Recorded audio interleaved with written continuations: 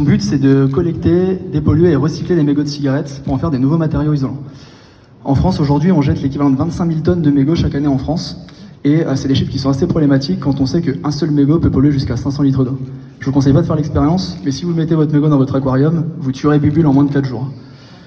Donc, à travers cette activité, on a décidé de pouvoir mettre en place la collecte.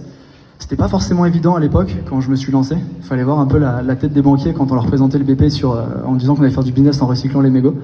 Et qui aurait cru du coup qu'en l'espace de 3 ans, on puisse recruter 24 personnes et faire 3,5 millions de chiffre d'affaires sur cette année. Et cette réussite, on le doit grâce à nos 3 activités. On a mis en place du coup des solutions de collecte qu'on propose, où on met justement des cendriers et des kits de recyclage sur les entreprises et les collectivités. Ça nous permet de récupérer un flux matière et financier pour ensuite pouvoir financer la dépollution, qui est vraiment du coup notre innovation, parce qu'on a développé une technologie qui n'utilise pas d'eau et pas de solvant toxique. Donc on extrait la toxicité du mégot de manière écologique, et on a eu une reconnaissance justement du ministère sur cette performance environnementale.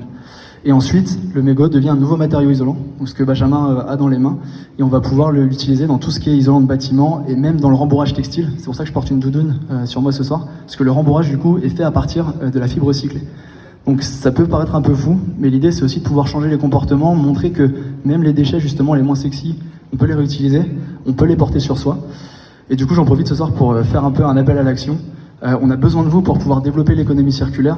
Donc si demain dans vos entreprises ou même sur vos collectivités vous souhaitez mettre en place des solutions, voilà, on peut vous accompagner dans cette démarche RSE.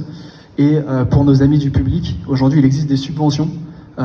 Aujourd'hui, donc vous pouvez justement aller les récupérer et imaginer pouvoir utiliser chez nous pour qu'on puisse continuer à créer de l'emploi et continuer de croître. Je vous remercie de m'avoir écouté.